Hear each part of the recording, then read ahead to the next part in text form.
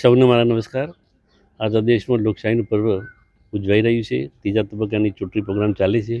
એમાં ગુજરાતમાં 25 લોકસભાની ચૂંટણીનું આજે મતદાન છે.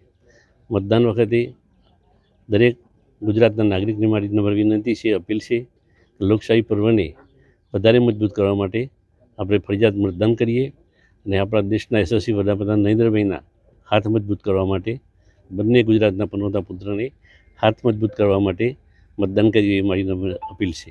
મારા 36 લાખ દૂધ ઉત્પાદકોને પણ નમ્ર અપીલ છે કે આજના પર્વને આપણે યોગદાન આપી અને પર્વની ઉજવણી કરીએ, એમાં સહભાગી બનીને દરેકને મતદાન કરવા માટે મારી નમ્ર વિનંતી છે. અસ્તુ ભારત માતા કી જય.